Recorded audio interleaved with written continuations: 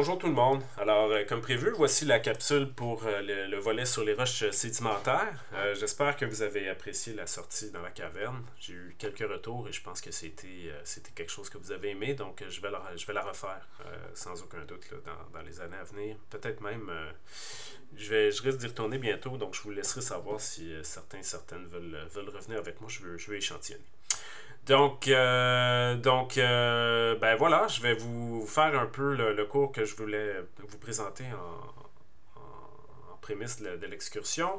Donc, la manière que je vais le faire, ça va être en fait en deux temps. Donc, d'une part, il va être question là, de toute la formation des roches sédimentaires dans une première capsule qui passe par principalement 4 étapes. Tout ce qui est lié au processus de météorisation, transport, accumulation, diagenèse. Ce sera la première capsule. Et dans un deuxième temps, je vais vous faire une capsule qui va plus couvrir la question de comment les différencier, comment les classifier et en dernier lieu, vous montrer un peu des reliefs associés à ces environnements sédimentaires-là. Donc, ça va être deux capsules. Ces deux capsules-là vont être matière à examen. Je vais vous préparer également une petite capsule qui va vous aider à vous préparer pour l'examen. Donc, c'est un peu ce que je vous propose. Je voulais commencer par cette image que je considère importante et intéressante, le Grand Canyon. C'est une image qui montre une vue quand même emblématique là, de cet endroit très connu-là, situé en Arizona aux États-Unis. Hein. C'est un bel exemple qui vous montre tous les concepts liés aux roches sédimentaires, à l'érosion. Qu'est-ce que c'est? Ben, c'est évidemment un Grand Canyon qui s'est formé par l'érosion au fil des millions d'années par le fleuve Colorado. Ça expose des roches sédimentaires qui couvrent presque 2 milliards d'années. Donc, j'ai toujours dit, c'est vraiment un livre ouvert sur l'histoire géologique de la Terre. Sur la photo, on peut observer clairement les différentes couches, strates sédimentaires empilées. Ça représente évidemment... chaque couche représente des périodes géologiques particulières. La couleur va varier dans certains cas, hein, on le sait maintenant. Il y a plusieurs facteurs qui peuvent avoir un impact sur la couleur de l'air, notamment la composition minérale des roches, mais également l'oxydation, hein, parce que certaines couches sont plus riches notamment en fer. Donc, et ça revient encore sur le concept qu'on a vu au tout début du cours, qui était la chronologie relative, qui en fait consiste à replacer certaines couches par rapport à leur déposition dans le temps. Donc, forcément, ici, les couches les plus anciennes sont les couches inférieures, mais les couches plus récentes sont les couches supérieures. Et tout ça, tout ce que vous voyez là, résulte en fait de l'accumulation de sédiments qui se sont déposés dans des environnements différents également, marins, fluviaux, désertiques pour les couches les plus récentes. Et la raison pour laquelle, encore une fois, c'est visible aujourd'hui, c'est par différents processus. Le principal, c'est par des processus liés à des rivières, donc érosion fluviale, donc par le fleuve, qui continue encore aujourd'hui d'éroder des roches, puis expose toujours des couches de plus en plus anciennes, donc ça creuse. Hein. Et l'érosion est accentuée par également d'autres processus qu'on va voir, notamment au niveau du gel-dégel. Des environnements désertiques en période... les écarts de température entre le jour et la nuit sont importants, ça a un impact sur justement l'érosion. Et il y a un troisième en fait impact au niveau de l'érosion, après fluvial et lié au gel et au dégel, c'est le vent qui participe aussi à l'érosion des parois rocheuses. Donc le vent est important. Évidemment, le Grand Canyon au niveau géologique, c'est un endroit à voir. Moi, je suis allé et c'est vraiment un des meilleurs endroits au monde pour étudier l'histoire géologique. Ça montre une chronologie presque ininterrompue de la séquence sédimentaire là-bas. Donc c'est super intéressant. Donc vraiment là, je trouvais ça intéressant de commencer par ça. Alors, si on commence en guise d'introduction au niveau des roches sédimentaires, la première chose évidemment qui est importante à noter, c'est qu'elle représente en fait, en termes de proportion ou de distribution, elle couvre en fait environ 75% des terres émergées. Ça signifie évidemment que ça domine la surface visible des continents. Mais en fait, c'est une petite fraction de l'ensemble des roches en profondeur. On parle d'environ 5% du volume de l'écorce terrestre. Donc, c'est intéressant de voir. Hein? C'est visible en surface, mais pourquoi? parce que c'est notamment lié au processus d'érosion que la surface la surface étant exposée, étant exposée, elle fait face à différents processus d'érosion. On a déjà fait mention, gel, dégel, le vent, etc. Donc en surface, forcément, cette surface-là, elle est altérée par tous ces processus-là, donc c'est plus visible. Mais sinon, si on regarde au niveau de la composition elle-même du globe, on parle de 5% du volume de l'écorce. Deuxième chose importante à noter, c'est que ces roches sédimentaires-là sont cruciales au niveau des ressources énergétiques. Ça referme à l'essentiel, évidemment, de tout ce qu'on a besoin là, au niveau des combustibles, donc charbon, pétrole, gaz, hein, les hydrocarbures. C'est directement lié à la décomposition de la matière organique qui sont liées à des environnements marins, lacustres. Donc, et dans un deuxième temps, tout ce qui est matière première aussi, le fer, le sel, sont essentiels pour les industries métallurgiques, chimiques. Donc voilà, je pense que c'est des éléments qu'il faut garder en tête au niveau là, de l'importance de ces roches-là au niveau des ressources naturelles. Donc ici sur l'image que vous voyez, c'est encore une fois une autre image qui montre des affleurements de roches sédimentaires où on peut clairement observer les différentes strates formées par les sédiments au fil du temps.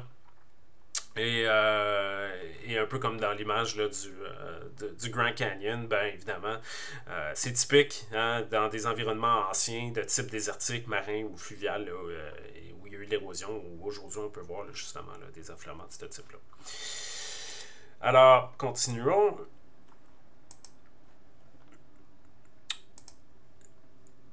Alors maintenant, commençons par... Attendez, je veux pas... Oui, commençons par cette figure-ci que je trouvais intéressante de vous montrer. Cette carte-ci vous montre, en fait, c'est une carte qui provient de la base de données du Global Lithological Map Database, qui est une carte qui montre la répartition des types de roches à la surface de la Terre. Donc, c'est une carte qu'on appelle de type lithologique. Donc, lithologique pour les différents types d'environnement ou les différents types de roches. Ça donne une bonne vue d'ensemble des propriétés de la composition des roches de la croûte terrestre. Et déjà, un peu comme on l'a dit à la diapositive précédente, on peut voir clairement en rouge, en orange, toutes et en bleu également pour les types carbonatés, tout ce qui compose en fait la surface, on le voit, c'est essentiellement des roches sédimentaires. Et par la suite, dans une teinte, là, la différenciation est un peu plus différente entre le orangé ici et les roches ignées, mais on peut voir après ensuite, les roches métamorphiques sont en violet, les glaciers sont en vert, mais en gros, déjà, on peut voir là, que les différents types de roches sédimentaires sont clairement les plus visibles à la surface. Donc, et rapidement, là, le Global Lithological Map Database, pour votre information, c'est un projet qui vise à représenter les différentes propriétés là, à la surface de la Terre. C'est une base de données en fait qui est essentielle pour les études qui portent sur la géologie, sur l'altération chimique, les flux géochimiques.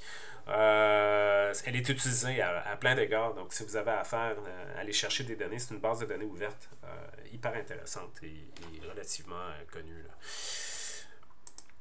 Alors, commençons maintenant par la formation de ces roches-là. Comment elles se forment? Elle passe par des étapes. Donc, la première étape, c'est la météorisation qui fait référence à quoi? À des processus qui vont agir à la surface de la Terre ou à faible profondeur. OK?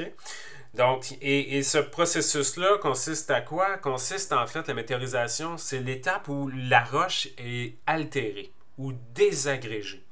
C'est des processus qui modifient le relief, qui vont éliminer des éléments de ces roches-là, si on veut. Ça va éliminer des parties de terrain existants.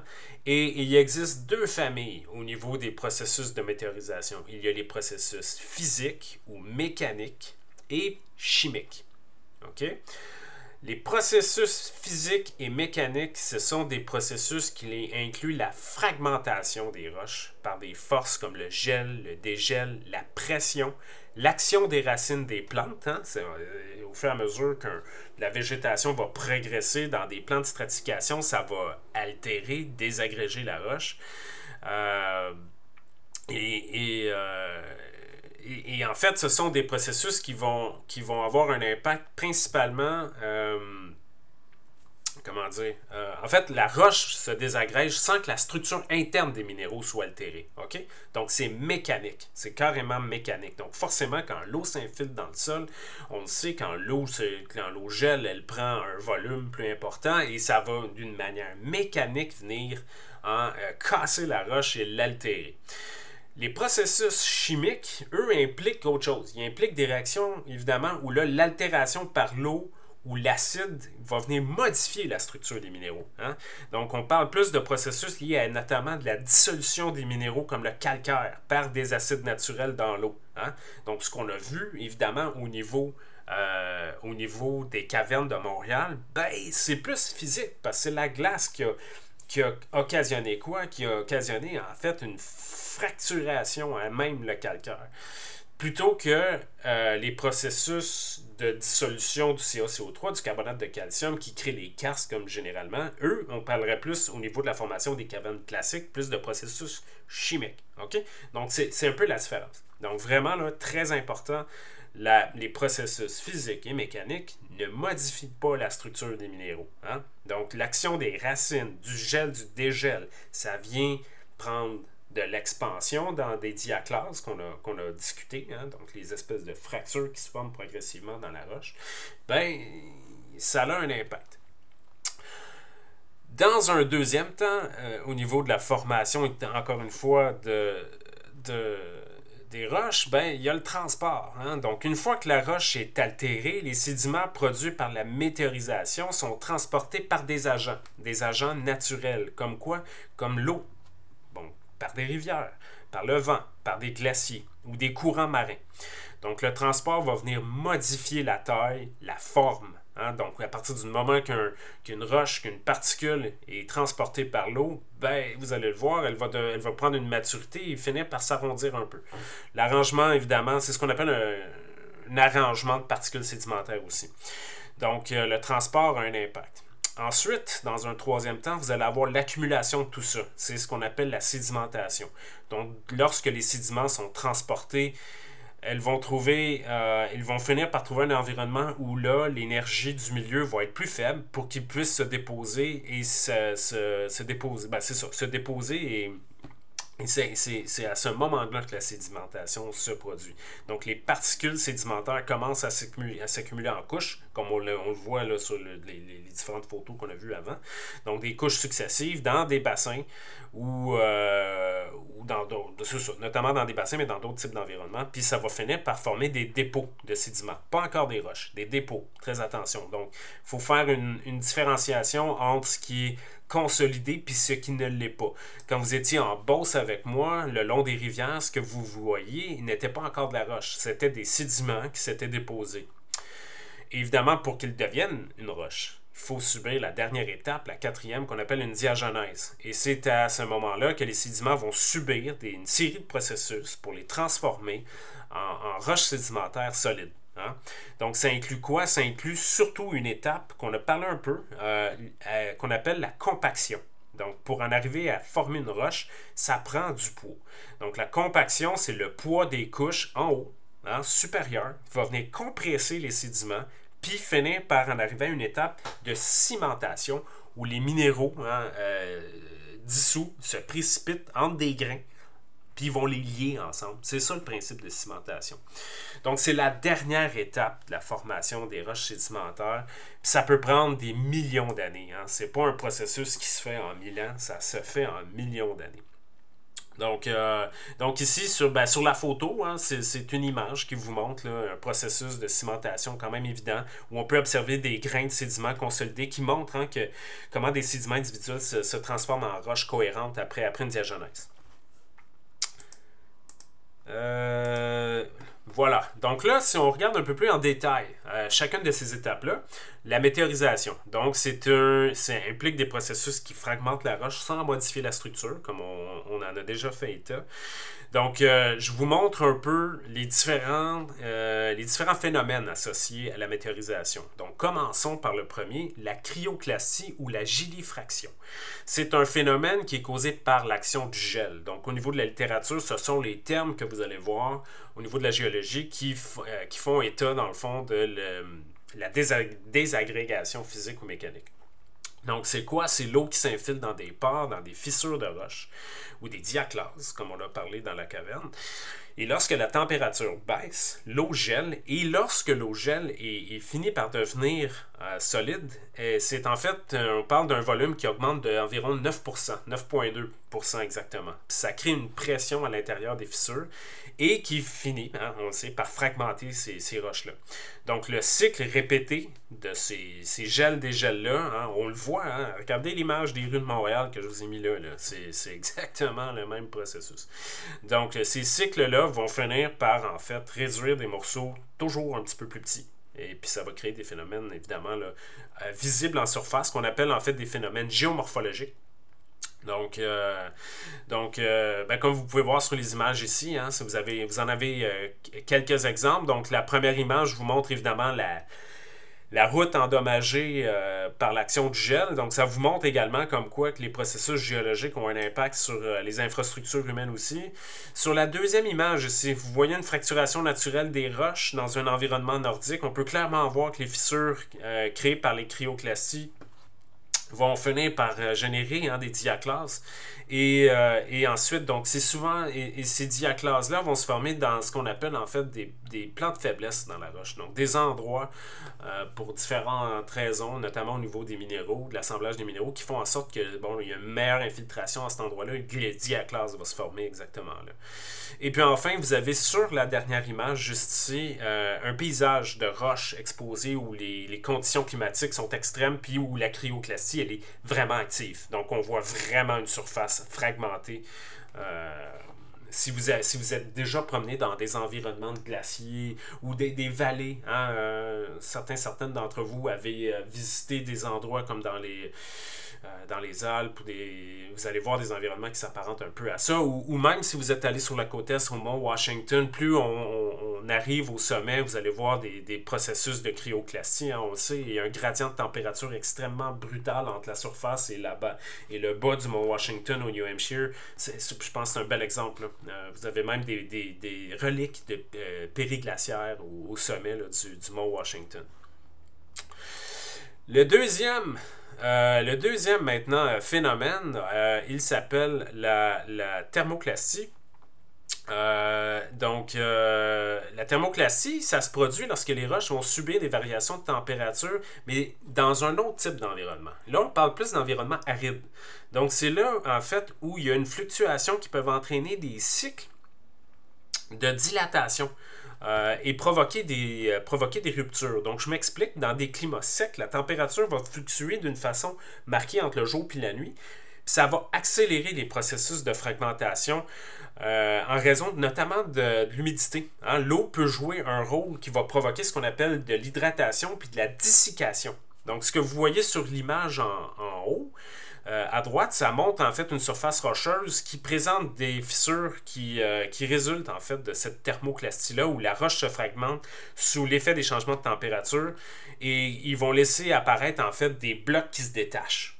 Donc, versus le gel et le dégel où là, l'infiltration de l'eau infiltre et par la transformation de liquide-volume, évidemment, ça va avoir un impact. Là, ici, on parle vraiment de l'impact de fluctuation, de changement de température abrupt. Donc, ça va provoquer, comme je vous dis, une contraction au niveau de la roche elle-même. Ensuite, vous en avez un autre qui s'appelle la bioclastie. En fait, non, pardon. Je vais continuer avec le relâchement de pression. Le relâchement de pression, c'est une exfoliation. C'est un peu différent, ça. Le relâchement de pression, ça se produit lorsque les roches formées sous haute pression, donc à des profondeurs, sont décompressées à la surface en raison de l'érosion des couches supérieures. Donc, le meilleur exemple que je peux vous donner, c'est des granites. Hein?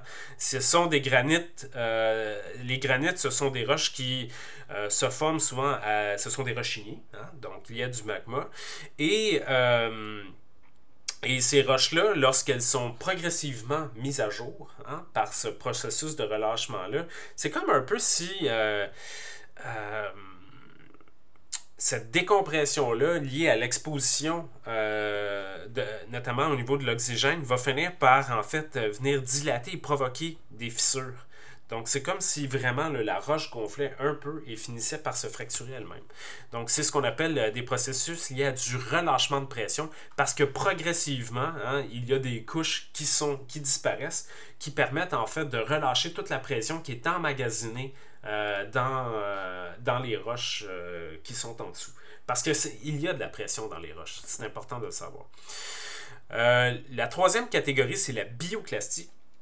Donc, la bioclastie, c'est causé par des interactions biologiques, notamment par l'action des plantes et des animaux. Donc, les racines des plantes vont s'infiltrer dans des fractures, dans des fissures de roches, puis ça va finir par s'agrandir, puis ça crée une pression mécanique, veut pas, puis ça va toujours faire augmenter la fissuration, la fracturation, et ainsi de suite, et va aider à désagréger la roche. Et la bioturbation, ici, c'est un peu différent, c'est l'activité des animaux qui creusent ou déplacent des roches. Hein? Ça contribue aussi à désagréger la roche.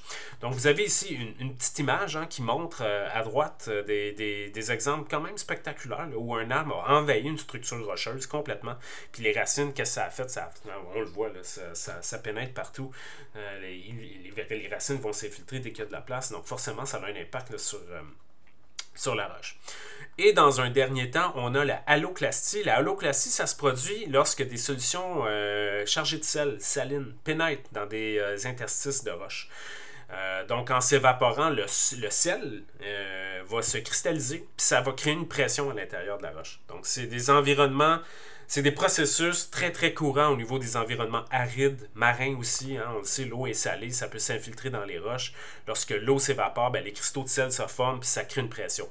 Donc, ça va prendre, évidemment, cette cristallisation-là va prendre du volume et ça va créer une pression également. Continuons. Maintenant, nous en sommes maintenant avec des processus chimiques. Donc, la grande fin, on a vu maintenant que bon, il y avait toutes les questions de météorisation. Il y a des processus chimiques aussi. Donc, évidemment, là, dans le cadre des processus chimiques, avec altération et dissolution, ben, ce que je vais vous montrer sur cette diapositive-là, dans le fond, c'est que les processus chimiques de météorisation diffèrent en fait de la météorisation physique par le fait qu'ils vont modifier la structure chimique des minéraux, hein, comme je l'ai dit un peu avant. Donc, contrairement à la désagrégation mécanique, la météorisation chimique va venir altérer la structure des minéraux et les réorganiser. Carrément, là, ils vont réorganiser les atomes au sein même de la roche. Ça se produit sous des influences organiques. Et inorganique aussi. Donc, par organique, évidemment, c'est l'activité biologique, puis inorganique, c'est l'action de l'eau et des acides. La vitesse, l'intensité de l'altération va dépendre de beaucoup de facteurs, y compris la durée d'exposition de la roche, puis des conditions climatiques. Le rôle clé de l'eau dans l'altération chimique est importante. Donc, évidemment, l'eau va interagir avec les minéraux via ce qu'on appelle un processus important. Gardez ça en tête, ça s'appelle l'hydrolyse. Et l'hydrolyse, c'est en fait la molécule d'eau qui vient briser les liaisons chimiques à l'intérieur des minéraux. Donc, c'est un processus clé au niveau de l'altération chimique. L'eau, évidemment, comme une molécule, peut pénétrer dans les réseaux cristallins, évidemment, des minéraux et causer cette désagrégation-là. OK? Donc, lorsque les minéraux primaires se décomposent par cette altération-là, ben, des nouveaux minéraux vont se former, ce qu'on appelle en fait des minéraux secondaires. Donc, il y avait des minéraux primaires qui se décomposent par l'action de l'eau et le résultat, c'est que ça va devenir des minéraux secondaires qui sont souvent plus stables que les minéraux d'origine. Et qu'est-ce que ça va faire par la suite? Exemple, ben, au niveau de l'altération des feldspaths, ça va entraîner la formation de minéraux argileux. Okay? Donc, tous les minéraux ne se décomposent pas de la même manière sous l'effet de l'altération. Certains minéraux sont plus résistants que d'autres. Okay? Vous vous souvenez, on a vu les quartz, on a vu des feldspaths, on a vu la muscovite. C'est généralement plus résistant à l'altération chimique. Versus des amphiboles que vous avez vus, l'olivine, des feldspaths plagioclases, c'est généralement plus vulnérable et ça se décompose plus vite. Okay? Évidemment, tout ça est lié également en lien avec un impact au niveau du climat. Hein, le climat joue un rôle important dans la nature de l'altération chimique. Donc, plus les climats sont humides et chauds, plus ça va favoriser une altération chimique rapide.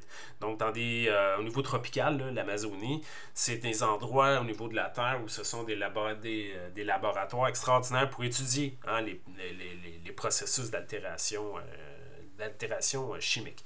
Donc, si vous regardez encore une fois la diapositive, vous allez voir, il y a deux figures. En haut à droite, vous avez des roches altérées chimiquement qui montrent des marques d'altération quand même assez claires là, au niveau de l'hydrolyse, qu'on va appeler de l'altération hydrolytique. Donc, on voit là, les minéraux de surface sont venus en fait décomposer progressivement la roche. Et en bas à droite, là, un autre bel exemple où on voit avec le marteau de géologue que la paroi rocheuse montre une structure rocheuse qui a subi de l'altération chimique. Donc, en fait, carrément, là, on voit qu'il y a des minéraux, notamment des feldspaths, qui vont être attaqués. Je pense que certaines d'entre vous, j'en ai discuté lorsqu'on était sur le terrain en Beauce. On voit très très bien, notamment au niveau de la côte est atlantique, les vents sont chargés également par des particules de sel. Ces vents-là, on les appelle des embruns. Et ce processus-là, on l'appelle des grusses. On voit quand on se promène, là, notamment dans le coin du Rhode Island, Rhode Island, Connecticut, vous allez voir, là, quand on se promène sur le bord de la mer, on voit les roches sédimentaires sur le bord là, de l'océan sont attaquées, puis on voit des processus qui s'apparentent à ça. En fait, cette photo-là, je l'ai prise, je pense, sur la côte est américaine. Maintenant, les milieux. Donc, la deuxième étape de la formation de notre roche sédimentaire, après la météorisation. Donc, la roche est désagrégée par des processus physiques, par des processus qui sont chimiques ou biochimiques. Maintenant, ça va bouger. Donc, on est à l'autre étape de transport. Donc là, c'est toute la question de l'environnement dans lequel ils sont transportés. Donc, sur cette diapositive-ci, je vous montre dans le fond le transport des particules solides qui sont issus évidemment là, de la météorisation, puis par leur mouvement, par divers agents naturels, il va avoir, c'est une étape en fait qui est super importante dans le cycle de la formation des roches sédimentaires. Pardon. Donc voilà, donc là on va en fait les particules solides, on peut les appeler aussi des ions. Dans la littérature, vous allez voir ou l'autre. Et ce que vous allez voir, en fait, c'est que les agents incluent différents environnements. Première des choses, vous avez ce que vous pouvez voir sur la figure ici, les eaux de surface. Donc, les eaux de surface, ça inclut quoi? Ça inclut des rivières, des fleuves, des ruisseaux. Ça va venir transporter les particules en suspension où les ions vont être dissous. Vous avez les eaux souterraines, donc les aquifères, les nappes phréatiques. Vous en avez vu dans la caverne. Donc le système karstique en dessous de Montréal est un aquifère dans la roche. Il y a des aquifères en surface, il y a des aquifères dans la roche. Donc il peut y avoir des aquifères qui circulent dans les sédiments, donc sédiments poreux. Forcément, dans tout ce qui est sableux ou plus rocailleux, l'eau percole et l'eau circule là-dedans. Donc il peut y avoir différents types d'environnements phréatiques. Donc ça transporte principalement évidemment les particules solides ou les ions qui ont été dissous, puis ça participe évidemment à la réorganisation chimique des sédiments sur la surface, ou sous la surface plutôt. Vous avez le vent. Le vent, c'est un agent majeur de transport. Évidemment, il y a ses limites. Il est capable de transporter certaines particules, pas toutes, parce que dans certains cas, les particules sont trop grosses. Mais c'est un agent majeur de transport, notamment dans les environnements désertiques. C'est capable de soulever, déplacer quand même des particules fines. D'habitude, de l'éolien, on parle de particules qui vont 125, 150 microns. C'est à peu près la taille. Et les glaciers, où là, les glaciers, c'est vraiment un agent érosif important qui peut vraiment transporter du matériel. C'est fort de la glace. Ça peut vraiment transporter du matériel qui est très, très gros. Dans certains cas, vous allez voir, il y a des gros blocs qui ont été déplacés par notre héritage glaciaire. On appelle ça des erratiques. C'est un agent érosif qui est capable de prendre en charge du gros stock. Et bon, évidemment, tout ça, au niveau du transport, les agents, les rivières, ça continue évidemment à exercer des forces sur les roches et les sédiments, donc ça va continuer à désagréger. Donc le transport lui-même est une étape qui va encore modifier les particules ou les ions. Et par la suite, bien évidemment, bon, vous avez différents types d'environnements. Donc ça, j'aime bien la figure qui est ici parce que vous avez les deux types d'environnement. Vous avez l'environnement qui est continental, vous avez l'environnement qui est marin. Donc dans les milieux continentaux, donc toute la partie en jaune ici, ces agents de transport-là participent évidemment, comme je vous disais, à désintégrer pour que ça devienne des particules toujours un petit peu plus fines. Et ça va finir par être déposé sous forme de sédiments, comme vous avez vu sur le bord de la rivière des Plantes la semaine passée en Beauce. Et le milieu stable, stable et instable, ben, vous avez des milieux marins lacustres pour des milieux de lac. C'est généralement considéré comme stable à long terme. En fait, plus stable que les environnements que vous voyez au niveau continental. Donc, une fois que les particules vont atteindre les milieux marins ou lacustres, c'est susceptible de s'accumuler puis de rester en place. Puis ça va favoriser évidemment la sédimentation, puis un peu plus tard la formation de la roche avec la diagenèse.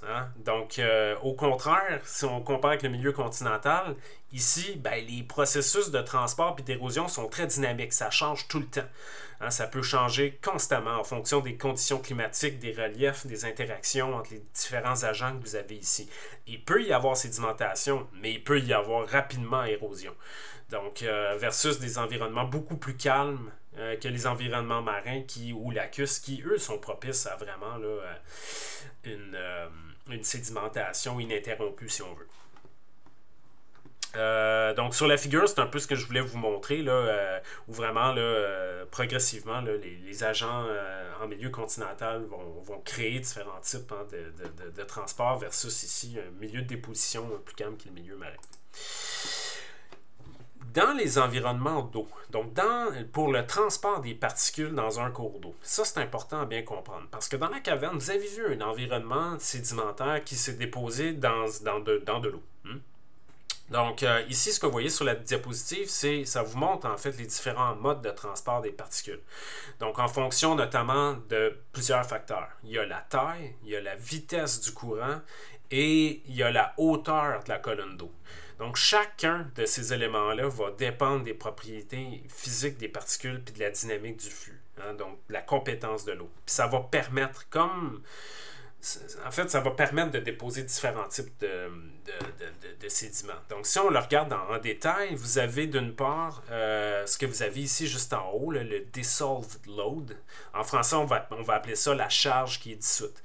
Donc, la charge dissoute va correspondre à des particules solubles dans l'eau. Ça vient principalement de l'altération chimique des roches. C'est des particules qui ne se déposent pas parce qu'elles sont entièrement dissoutes dans l'eau. Donc, c'est en fait des particules qui vont inclure des éléments comme le calcium, le sodium, le bicarbonate. C'est transporté sur des grosses distances, puis généralement jusqu'aux océans ou dans des lacs. Puis, ça va participer à des processus chimiques supplémentaires comme la précipitation. Après, vous avez, dans un deuxième temps, vous avez ce que vous voyez ici, là, le suspended load. En français, on va appeler ça des charges en suspension. Donc, et ça comprend des particules fines comme des argiles puis des limons. Qu'est-ce qui différencie une argile d'un limon? C'est la taille. Un limon, généralement, va avoir une taille de 63 microns. Une argile va être une particule beaucoup plus petite, si on parle d'environ 0,02 microns. Et c'est généralement maintenu en suspension dans l'eau grâce à la vitesse du courant. Donc, cette charge-là peut être divisée par des suspensions à long terme ou à court terme. Vous voyez, long term, short term. Long terme, c'est quoi? C'est que la particule, elle est très fine. Donc, elle reste constamment en suspension sur de longues périodes versus une particule à court terme qui est un petit peu plus grosse. Donc, la compétence, le débit de l'eau est important. Donc, pour sédimenter une particule long term de ce type-là, il faut vraiment que le débit soit le courant soit très faible pour que la particule puisse finalement se déposer au fond. Il faut vraiment là, qu'il y ait un environnement calme.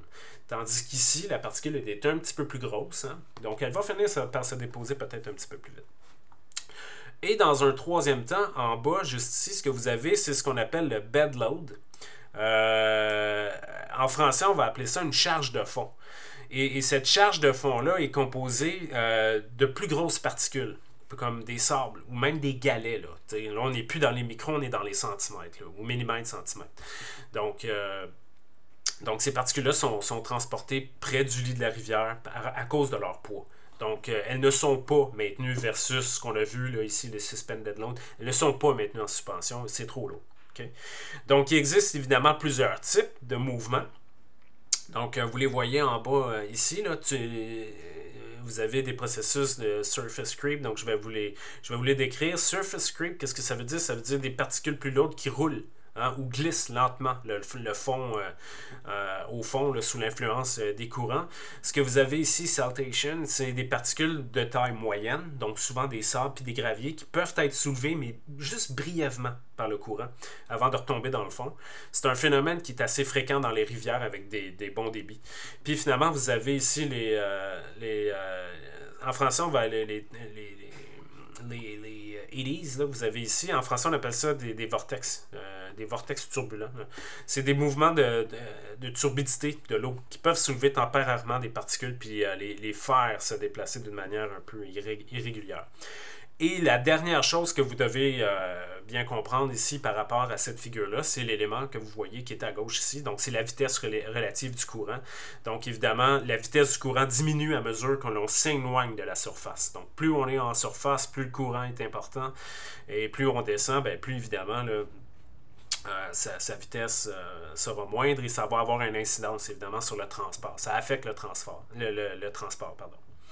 Donc, évidemment, bon, pour tout ce qui est lié aux particules dissoutes, en suspension, elles peuvent se déplacer rapidement justement dans la colonne d'eau, tandis que la charge de fond, elle subit une plus forte résistance et qui est transportée d'une manière beaucoup plus lente. Hein, donc, je pense que ça fait du sens. Là, il y a toujours lien en raison de la compétence de l'eau. Donc, tout ça, c'est important à comprendre lorsqu'on veut bien comprendre les environnements sédimentaires qui se sont déposés dans des environnements marins ou lacustres. Donc, vous vous souvenez, on a discuté de ça un peu dans la caverne avec Jacques. On regardait les différents lits. Il y avait des lits un peu plus grossiers, il y avait des lits un peu plus fins, donc des lits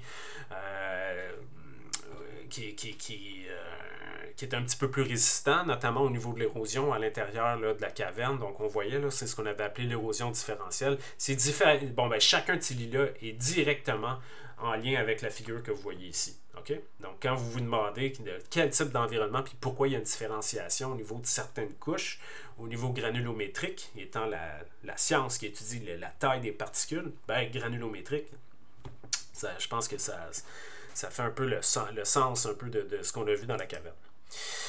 Donc, le transport, évidemment, a une influence aussi, on l'a vu, sur la taille, sur la forme des particules aussi. Hein? Donc, ici, ce qu'on va explorer à partir de cette figure-ci, c'est l'effet du transport sur les caractéristiques physiques, chimiques des particules sédimentaires. Les processus de transport se déplacent, évidemment, les processus non seulement déplacent les particules, mais vont les modifier aussi, hein, au niveau de leur forme, de leur taille, de leur composition aussi. Donc, et c'est directement ce qu'on peut appeler au niveau du transport, dépendamment de la compétence de l'eau, c'est de l'usure. Hein, c'est de l'usure des particules solides. Donc, pendant le transport, les particules vont subir des chocs entre eux.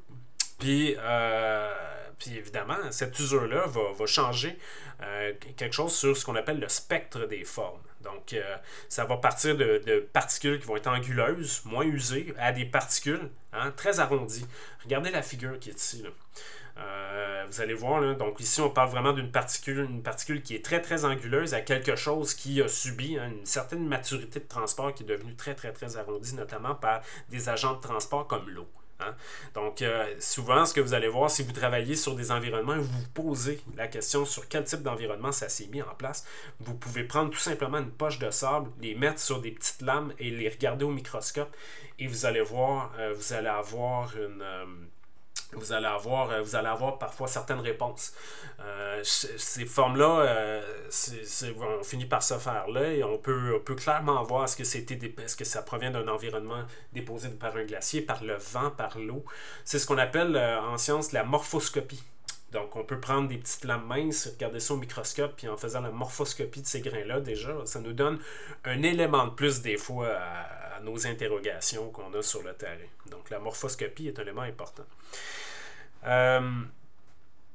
Bon, donc ça, c'est pour l'usure des particules. Donc, évidemment, bon, des particules qui vont subir un transport, évidemment, qui est limité, hein, comme on le voit ici, ben, ça va rester anguleux, ça va rester maltrié, versus une particule qui va être transportée pendant longtemps. Elle va finir par atteindre une phase sphérique, un peu, comme vous pouvez voir ici, là. Et c'est ce qu'on appelle aussi well-rounded et bien trié. Hein. Généralement, toutes les particules vont être bien triées. Donc, vous le voyez, là, ici, ce sont des particules sorted, en anglais, veut dire, c'est trié, en fait, c'est le mot qui veut dire trié. Donc, vous voyez ici, ce sont toutes des particules relativement homogènes au niveau de leur forme, versus ici des tailles et au niveau de leur forme aussi qui vont être moins bien triées. Donc forcément, un environnement déposé dans une rivière va finir par atteindre une maturité et finir par devenir bien trié parce que toutes les particules sont prises en charge par la même compétence d'eau, versus un environnement glaciaire d'érosion où là, vous allez avoir du matériel beaucoup moins bien trié. Si vous vous souvenez de ce qu'on a vu au niveau des dépôts glaciaires, là, du til, c'est un environnement qui est mal trié, un peu comme ça. Le tri, évidemment, comme je viens de le mentionner, ça fait référence à la distribution des tailles des particules. Hein? Donc, un bon tri va se traduire par des particules qui sont homogènes versus un mauvais tri où là, c'est des tailles variées. La maturité, maintenant, texturale des sédiments, lui, ça va faire plutôt office au niveau de la forme des grains. Donc, est-ce que la forme peut être qualifiée de mature ou immature? Donc, mature va impliquer quoi? Va impliquer qu'un sédiment est mal trié et composé de grains de ce type-là, anguleux, versus un sédiment mature où là, on va tomber dans un sédiment bien trié où toutes les formes sont relativement homogènes aussi. Donc là, on va tomber dans un environnement qui est mature. OK? Et ben voilà, je pense que c'est pas mal ça que je voulais faire avec cette figure-là. Donc, continuons. Ici, c'est une figure que vous allez voir souvent en sciences. C'est en fait une figure qui vous montre un peu comment on peut classifier le transport, les dépôts puis l'érosion. Donc, vous avez un axe horizontal, vous avez un axe vertical. Donc, l'axe horizontal représente la dimension des particules en millimètres, allant de très fines, comme l'argile, à des particules plus grossières, comme des cailloux puis des galets. Puis l'axe vertical, lui, ça représente la vitesse du courant en centimètres. Donc, c'est en centimètres par seconde. Donc, déjà, là, ça vous donne une idée de quel type d'environnement on va tomber dans du transport, dans de l'érosion, puis dans de la sédimentation. Donc, la ligne rouge que vous voyez, qui est juste ici, ça délimite, en fait, où le courant est assez fort pour provoquer de l'érosion, ces particules. Puis la ligne bleue que vous voyez ici, ben, c'est le seuil où les particules se déposent. Fait que là, ça veut dire quoi? Ça veut dire que la vitesse du courant est insuffisante pour le maintenir en suspension. Et en dessous de cette ligne-là, ben, les particules se déposent. Puis, tranquillement, pas vite, hein, on va finir par créer des couches sédimentaires. Donc, c'est un petit diagramme là, qui vous permet de bien comprendre où on met la ligne, okay, entre ces éléments-là. Donc, encore une fois, lorsqu'on fait de l'échantillonnage, on peut replacer un peu des environnements à partir de diagrammes qui s'apparentent un petit peu à ceci. Ici, j'aime bien cette figure-là parce que ça vous montre les différents types de zones qui vont permettre de former des dépôts. Okay? Donc, ce que vous voyez ici, ces différents environnements. Vous avez des environnements marins, lacustres, des environnements éoliens, des environnements fluviaux et des environnements glaciaires. Donc, on va essayer de passer à travers ça. Donc, des environnements stables. C'est des environnements qui vont se déposer lorsque la vitesse du courant et du vent ou de la glace diminue assez pour permettre à des particules de tomber. Ça fait des couches de sédiments qui, au fil du temps, vont être transformées en roches sédimentaires. Ces zones stables-là sont situées dans des environnements qui sont pas juste marins, hein, ça peut être des plaines alluviales. Donc, des plaines alluviales, c'est quoi? C'est dans le fond d'un cours d'eau. Dans le fond d'un cours d'eau. Ou à des plages aussi, en passant par, comme évidemment, là, forcément, des environnements marins que vous voyez qui sont juste ici. Donc, des environnements, évidemment, bon, des exemples d'environnements sédimentaires, là, vous en avez. Ici, je vous montre, bon, vous avez d'une part l'environnement marin lacustre, qui sont des zones qu'on va appeler ici un peu pélagiques. Hein? Pélagique veut dire des environnements marins profonds. Donc, généralement, là, ce qu'on a vu dans les cavernes, ces calcaires-là, c'est ce qu'on appelle des environnements pélagiques. Donc, c'est un environnement où la colonne d'eau est suffisante, il y a peu de compétences, il y a peu de débit. Ce que vous avez vu aussi au niveau des varves en cours et sur le terrain la semaine passée, ce sont des environnements pélagiques. Okay? Donc, à partir du moment que la colonne d'eau elle est importante, que les particules sont soumises à à des débits un peu moins importants, ce sont des zones pélagiques. Ensuite, vous avez des zones un peu plus proximales par rapport au continent. Donc là, ce que vous allez voir ici notamment, c'est que vous allez avoir des zones littorales, des zones de delta. Donc c'est quoi un delta? C'est l'embouchure d'une rivière qui vient se jeter dans un environnement marin ou lacustre. Donc on le voit, là, ça va édifier des deltas. Donc c'est vraiment l'embouchure. Donc Trois-Rivières, c'est la rivière Saint-Maurice qui se jette dans le fleuve Saint-Laurent. C'est un delta. Le delta du Nil en Égypte, c'est le Nil qui se jette dans l'océan dans la mer Méditerranée, pardon. Donc ça, c'est des environnements deltaïques. OK? Et vous avez des environnements glaciaires, évidemment, qui vont se déposer là, sous forme de dépôts glaciaires, de tilts et ainsi de suite. Donc, ces environnements de sédimentation-là, ici, font un peu état. Vous allez avoir des environnements un peu plus proximal, un peu plus distal qui sont ici. Hein, on a les calcaires qu'on a vus au niveau des cavernes de Montréal étaient pas tout à fait l'environnement que vous voyez ici. Ça devait plus avoir été déposé dans un environnement marin, mais qui s'apparentait à ceci. Pourquoi? Parce qu'ils sont très, très fossilifères. Hein, on a vu des fossiles, on a vu des brachiopodes, on a vu des tiges de crinoïdes. Ben, qu'est-ce que ça implique? Ça implique que pour que ces faunes-là puissent vivre, ça prend de la lumière. Donc la colonne d'eau devait être un petit peu moindre que dans un environnement qui est comme ici et que dans certains cas peut être des kilomètres de profondeur. Hein. Donc je pense que, je ne pense pas, c'est le cas, la formation de Tétroville qu'on a vue dans la caverne, ça s'apparente à vraiment des environnements comme ceci. On peut même faire des comparaisons.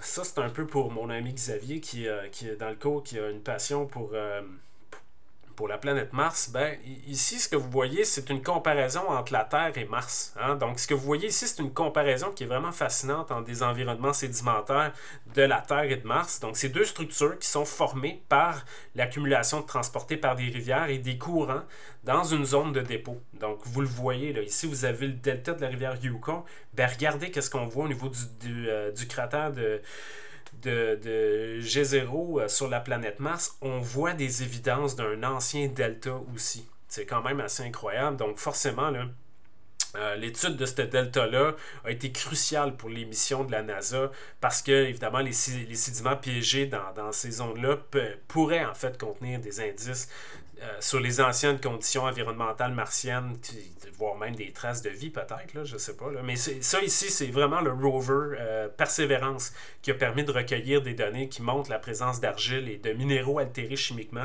qui indiquent une interaction prolongée avec de l'eau liquide. Sur la structure sédimentaire là, du delta qui est juste ici. Là. Puis évidemment, là, je connais pas l'âge, là, mais c'est des...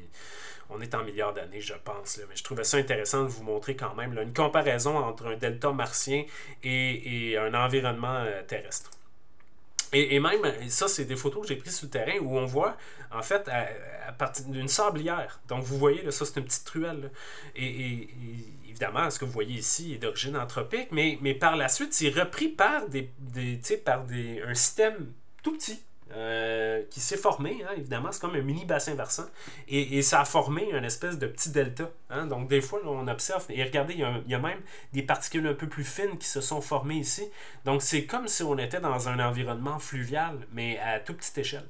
Donc, on voit là une zone ici plus stable qui a permis la sédimentation de particules plus fines versus un environnement deltaïque ici, qui est alimenté par un petit bassin versant qui est là. Donc, je trouvais ça le fun de vous montrer ça. C'est exactement la même logique que ce que j'essaie de vous montrer là. Même chose ici, encore une fois. J'ai pris ça c'est à l'intérieur d'une gravière là, où on voyait là, à l'occasion, ça déborde, ça crée des cuvettes et par la suite, lorsqu'il y a les cuvettes, évidemment, dans des moments où c'est un peu plus sec, ben, on voit encore une fois, là, c'est un peu la même logique entre des environnements où l'eau, là, tranquillement pas vite, se sédimente. Hein. Il y a un transport, en fait. Il y a une météorisation, il y a un transport et une déposition qui se fait là, selon différents types d'environnements plus calmes ou terrigènes, si vous voulez.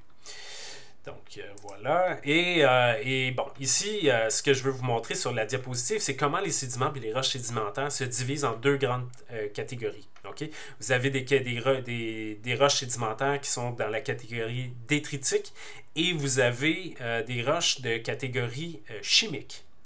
Donc les roches sédimentaires détritiques, on les appelle aussi terrigènes. Ce sont des roches qui sont formées par l'accumulation des particules solides et ces particules-là sont transportées par les moyens tels que la suspension, la saltation puis la reptation. Donc la suspension, c'est les particules fines transportées dans l'eau. La saltation, on l'a vu tantôt, hein, c'est comme des petits bonds. Et la reptation, c'est des particules plus grosses qui roulent au fond et glissent sur le fond. Donc si vous voulez des exemples de roches détritiques, des grès. Des grès, en fait, sont souvent des sables qui ont subi une diagenèse, des conglomérats aussi, on va y venir, et des schistes. Donc, quand je vais vous montrer la classification des roches dans la deuxième capsule, vous allez avoir des exemples. Ce sont des particules qui proviennent de la désintégration des roches continentales ou océaniques et c'est transporté jusqu'à leur dépôt dans un environnement sédimentaire. Les roches, donc, et les roches chimiques, elles, les roches chimiques se forment par des précipitations de matériaux dissous. Donc, si vous faites référence à la figure où on voyait encore une fois la compétence de l'eau et qu'il y avait des particules qui étaient dissous dans l'eau, ben, en fait, il existe deux fractions au niveau des roches chimiques. Et là, ces fractions-là, on les appelle allochimiques ou orthochimiques. Donc, le matériel allochimique s'est précipité hors de la solution, puis transporté vers le lieu de dépôt. Okay? Donc, une fois qu'il est transporté, les sédiments vont subir un dépôt dans un milieu sédimentaire où ils forment des roches chimiques, comme la calcite, la dolomie, ou encore des minéraux comme de l'hématite et de la silice. Okay? Donc, je ne sais pas si vous vous souvenez, ce qu'on a vu dans la caverne, la caverne n'est pas d'origine... n'est pas le karst classique de dissolution, comme on en a parlé. Par contre, suite à sa formation par le glaciotectonisme, on a vu des processus qui commençaient, des plus classiques, où commençaient à attaquer l'eau, commençaient à attaquer la roche, et on voyait de la calcite un peu partout, qui commençait là, à être apparente sur les parois. Donc déjà, on voyait qu'il y avait une précipitation et qui était liée par la suite à un transport. Orthochimiques, ce sont des matériaux qui, eux, sont précipités directement sur place. Ils ne montrent aucune trace de transport. Okay? Donc, ces roches-là sont composées exclusivement de fractions orthochimiques. Donc, le meilleur exemple, ce sont des concrétions calcaires. Je vais vous montrer des exemples dans quelques instants. Donc, on appelle ça également des évaporites ou des concrétions calcaires. Ce sont de bons exemples. Des concrétions calcaires, je vais vous en montrer lorsqu'on va être de retour en classe. Et ces concrétions-là, bon, peuvent avoir différentes origines, mais bref, le transport est important pour différencier en fait ces deux types d'environnements-là de roches sédimentaires au niveau chimique. Continuons juste ici. Donc là, ici, ce que vous avez en fait, ça vous montre en fait comment la taille des clastes va influencer sur la classification des roches.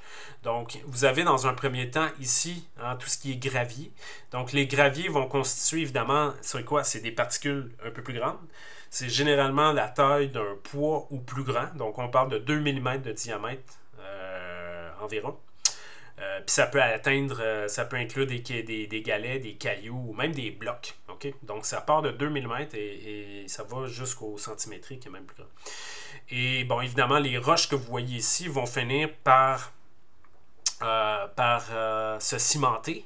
Donc lorsque le gravier va finir par subir l'étape sur laquelle on va définir bientôt la diagenèse, ça va se compacter, se cimenter, puis ça va former une roche sédimentaire qu'on appelle un conglomérat ou des brèches. Et là, les clastes ont une immaturité. Donc, vous allez voir, les clastes sont souvent anguleux. Dans le cas qui est ici présent, en fait. Là. Donc, les roches illustrées, c'est un conglomérat que vous voyez qui provient là, de la Namibie, puis ça montre des couches là, un peu interstratifiées. Mais bref, c'est souvent là, des particules grossières comme ça vont finir par devenir des conglomérats. Les sables, eux, vont constituer, évidemment, ce sont des particules un peu plus petites que des graviers. Et au niveau de la taille, on parle d'environ 0,06 à 2 mm. Donc le sable est composé souvent de grains de quartz en raison de sa résistance chimique. Et souvent, le sable, lorsqu'il va subir une compaction et une diagenèse, ça va former une roche qu'on appelle des grès. Okay? Il y a plein d'exemples de grès, je vais vous en montrer en classe. On en a des très beaux au Québec. Les particules un peu plus fines ensuite, donc ce sont des siltes. Donc on descend, hein? Donc on est du plus grossier au plus fin. Donc ici, les siltes. Là, les siltes, on parle d'une fraction qui est entre, généralement environ 63 microns. Donc ce sont des particules assez petites pour être transportées par des courants très faibles, comme des rivières lentes ou des ondes lacustres. Et là, au niveau des roches que ça va donner, vous allez avoir en fait ce qu'on appelle des siltstones. Donc, ce sont des pierres un peu limoneuses. Et je vais vous en montrer d'autres exemples encore une fois en classe, mais c'est ça, des siltstones. Dans certains cas, certains calcaires vont être de ce type-là. Et finalement, les particules très très fines, telles que vous les voyez ici, donc là on parle de particules là, qui sont d'environ 0.02 microns, donc on parle là, en millimètres là, de 0.00, c'est plus petit que 0.004 mm. Ce sont des particules vraiment toutes petites qui restent en suspension dans l'eau pendant de longues périodes. Elles vont se déposer généralement dans des endroits où la compétence est presque nulle. Et là, ça va former des roches qu'on appelle des schistes. Ça va former des roches qu'on appelle des argilites. Donc, vraiment des roches à grains très, très, très fins. OK? Ici, sur la diapositive, je veux vous montrer ici quelque chose qui s'apparente en fait à des turbidites. Donc, c'est ce qu'on appelle des débris flots. Donc, ce sont des écoulements qui vont se faire dans des environnements sous-aquatiques. Donc, sur la figure, ce que vous allez voir ici, encore une fois, c'est toujours lié à la compétence de l'eau. Hein, on le voit, là, lié à la variation de la vélocité de l'eau. On va avoir différents types d'environnements qui vont se former. L'environnement du dépôt qu'on a vu à Montréal correspond en fait à des environnements de plateforme peu profonds, comme je vous ai dit. Mais dans certains cas, il y a certains lits réguliers des calcaires qui vont nous montrer en fait des structures qui s'apparentent un peu à ce qu'on appelle des turbidites. Donc ce que vous voyez ici, c'est la déposition de flots de turbidité qui sont liés en fait à des courants sous-aquatiques qui vont venir, hein, comme vous pouvez voir, créer différents faciès, donc différents types de roches. Donc ici, dans un premier temps, ce qu'on voit en haut, si on regarde la figure en détail, ce sont des écoulements juste ici, donc des débris flots qu'on appelle des débrites. Ce sont des dépôts très organisés avec des gros dépôts au sein d'une matrice un peu plus fine. Ici, au milieu de ce qu'on appelle cogénétique flow, ce sont des couches de grès. Donc, on voit ici, on descend un peu au niveau de la granulométrie dans des sables et progressivement, on va tomber dans des sédiments de densité où là, c'est une matrice très fine. Ce sont des dépôts de grains fins avec des stratifications laminées typiques des courants de densité plus faible. Donc, on passe d'un environnement qui est un petit peu plus proche de ce qui est en fait proche de la plateforme continentale à quelque chose qui est un peu plus pélagique, donc un peu plus profond. Donc au fond des océans, on va tomber dans des courants de turbidité qui s'apparentent à ceux-ci. Donc des sédiments, juste vous donner un exemple, où gît le Titanic, c'est dans une fosse océanique, on parle d'environ 3 km de profond. Donc, c'est dans ce type d'environnement-là que ces dépôts de turbidité-là vont se déposer. Comme je vous disais, Montréal correspond plus à un environnement de plateforme où l'eau était, peut-être la colonne d'eau était un peu moindre, mais dans certains cas, on va avoir des traces de lamination qui pourraient s'apparenter à un début de turbidité, là, un peu comme on peut voir ici. Ici, je trouvais ça intéressant de vous montrer, ce sont des images historiques de Montréal. Et en fait, à Montréal, on a une historique de carrière qui n'existe plus. Et ce que vous voyez ici, c'est la carrière qui était au coin de Bellechasse et Papineau, qui est aujourd'hui le parc du parc Marquette. Et c'est super intéressant de revoir ces images-là parce que on peut, dans certains cas, les géolocaliser, les géoréférencer et avoir une idée de la roche. Donc déjà ici, moi je vois très très bien, si vous regardez la figure qui est ici, là, très très bien là, un environnement un peu plus pélagique à la base qui est ici. Là, on voit clairement les calcaires de la formation de Tétroville. C'est là-dedans qu'on était au niveau là, des cavernes. Et ici, on voit qu'il y a une autre formation hein, un peu plus homogène en haut. Donc, c'est cette stratigraphie-là, donc l'identification de toutes ces couches-là, on va les voir évidemment forcément là, dans les semaines à venir parce qu'on va faire des sorties encore qui vont consister à vous montrer tout l'éventail des faciès qu'on retrouve dans les basses terres du Saint-Laurent. Donc, on va tout voir ça ensemble. Mais ici, je voulais juste vous montrer que les images historiques, des fois, ont leur importance parce que c'est des environnements qui n'existent plus. Et regardez, on voit même, il y a une espèce de dike ici. Dans certains cas, on peut voir des fils en couche qui sont associés, comme on a vu dans la caverne, à l'intrusion hein, du Mont-Royal. Donc, c'est hyper intéressant de revoir ces images-là. Dans certains cas, on va voir des résurgences phréatiques qui peuvent être liées à du glaciotectonisme aussi. Donc, c'est vraiment, là, il y a des images comme ça, on peut en trouver un peu partout dans des données ouvertes, là, que ce soit la BANQ ou même des vieux rapports géologiques. C'est vraiment, c'est le fun de procrastiner des fois. Si vous avez ça, moi j'aime ça. En tout cas, je fouille des fois là-dedans. Puis, je me construis une base de données d'environnement qui n'existe plus, mais qui servent à comprendre un peu plus l'environnement de l'époque. OK, finalement, la dernière étape, la diagenèse. Donc la diagenèse, ça représente quoi? Ça représente les processus chimiques, physiques et biologiques qui transforment finalement le dépôt meuble. Il y a un terme qu'on appelle des dépôts meubles. Là. Bon, ben ça, c'est en fait c'est tout l'environnement sédimentaire qui vient de se faire dans différents environnements qu'on vient de parler. Ben, il va finir par se consolider. Et c'est ça qu'on appelle le processus de passation de meubles à roche. C'est ça qu'on appelle la diagenèse. Donc ici, ça vient de Landry Mercier, là, le livre que vous devriez avoir maintenant. C'est une diapositive qui vous montre les phases de processus de la diagenèse. Okay? C'est une figure qui montre très très bien cette passation-là. Donc la diagenèse, important, ça commence immédiatement après le dépôt des sédiments. Okay?